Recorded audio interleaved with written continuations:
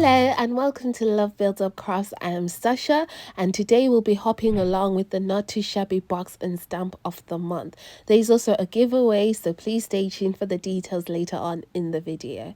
So today I'll be sharing how to make this super cute and super dinky card that comes complete with an interactive feature.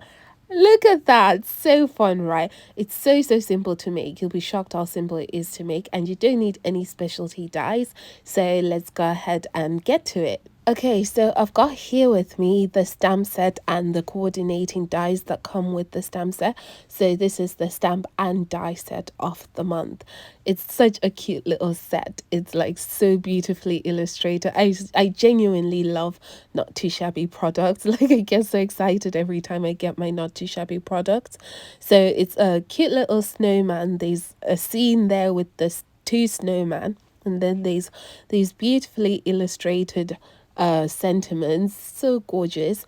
And then you've also got additional details like a spare snowman, some trees, clouds, and some stars, and everything has a coordinating die, so super convenient when you want to craft in a rush like most of us do when it's Christmas crafting, because we're like rushing to meet the deadlines. So today I won't be sharing my actual coloring process because I am a beginner at alcohol markers and I don't want to like mislead anyone with my coloring.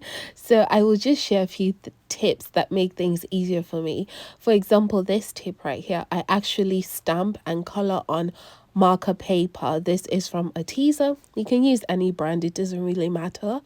But what I love about this paper is that it is snow white bright. It is like such a beautiful bright white, because sometimes you get things that are like a grayish creamish white, but this is like a beautiful bright white. And it takes mediums really well as long as they're not water based. So it will take your alcohol markers, it will take your coloring pencils, it will take your pens even. Sometimes I color with pen, and it will also take your ink blending as long as you don't do any of the water splatters. It takes all those things pretty fine. So I went ahead and stamped all my images using the Picket Black Hybrid ink. Now this ink is like my go-to ink because it will take water, it will take, like if you want to watercolor, you can watercolor with that. It will take alcohol markers, coloring pencil, pens, ink blending, all that goodness. So this is my go-to ink. If you love mixed media, then I really recommend this ink for you. So like I said, I am an infant when it comes to alcohol marker coloring, so I always have to double stamp everything so that I have a practice image and before I go ahead and put it on the actual final image. I color with Ohuhu markers because I didn't want to invest in Copic markers before I was sure that I enjoyed using alcohol markers. So these are pretty much my practice markers and they get the job done.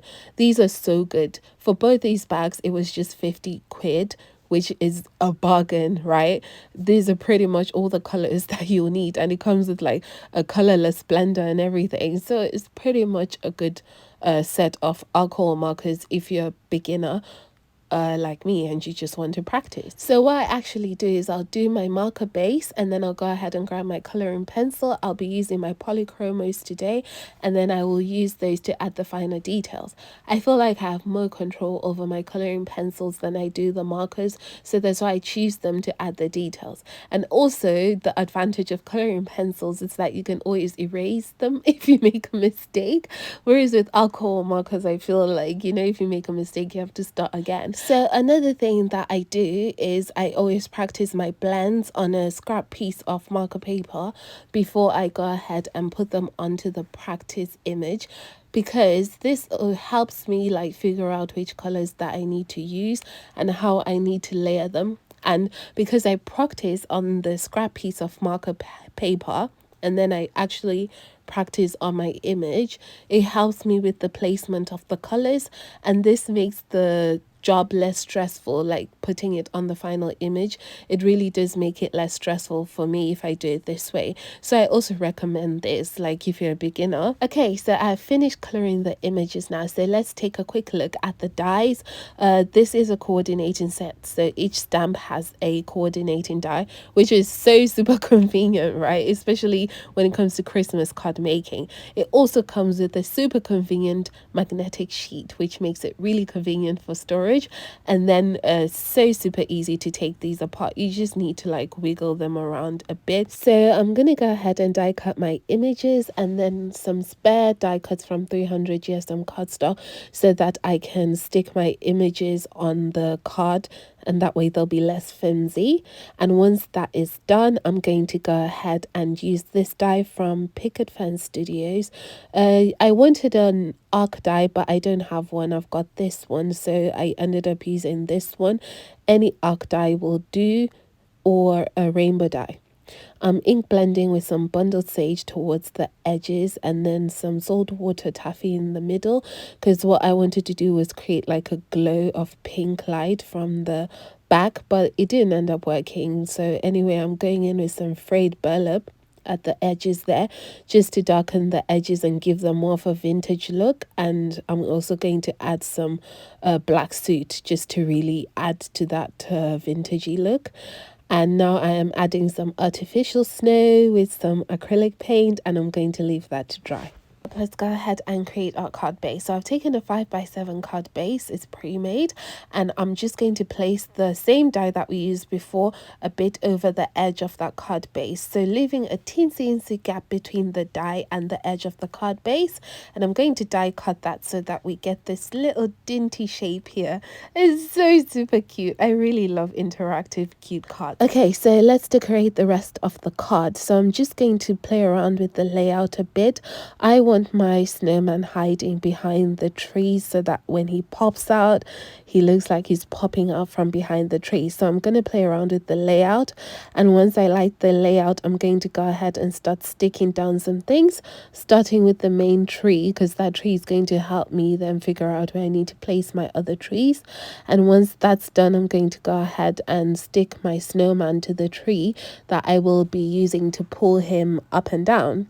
And then I'm going to go ahead and place all my other elements, including the hiding tree, which I'm then going to stick to the fence there so that it covers up the snowman. Okay, so for the fun interactive bit, you'll need a strip of card that is 1/2 inch by 2.5 inches long, and then you're just going to add some foam tape to the ends of that strip. Because it's going to be like a tunnel piece, I don't want any of it peeking out to the front, so I'm just going to go around and draw around this little dent here so that I can cut that out. But this is not necessary. This is just me being nitpicky, but the finishes do matter.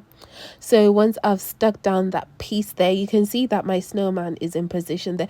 I really wanted to explain this well, so I hope I'm doing a good job so far. So that's how you create like a tunnel piece so that your snowman can go up and down. So to prevent him from fully going out of the tunnel or the chute, whatever you want to call it, we need a stopper, and I just used 2 layers of foam tape right at the bottom of that snowman just to stop him from fully coming out, because we don't want him fully coming out of the card. And that's pretty much the mechanism done. So to stick all of that onto a card base, we'll be using double layers of foam tape. I'm using these strips from Amazon, and you want to stick them on the outer edges and just one along your tunnel bit. What you don't want to do is to block the pathway of your snowman, so just check if there are any blockages before you stick it onto your card base. And once you've stuck that onto your card base, the card is done.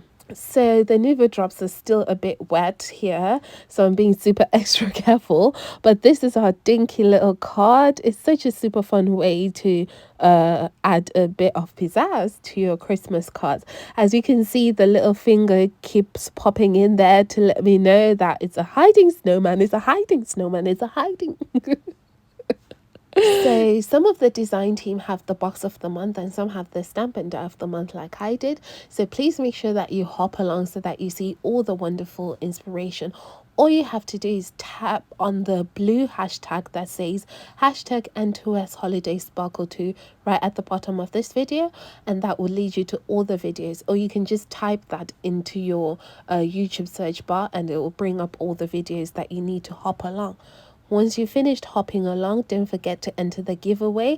All you have to do is find the raffle copter link in the description of the last video you've won, and then go ahead and fill in the form. Thank you so much for watching, lovely friend. I'll see you next time. In the meantime, you can watch my Not Too Shabby playlist.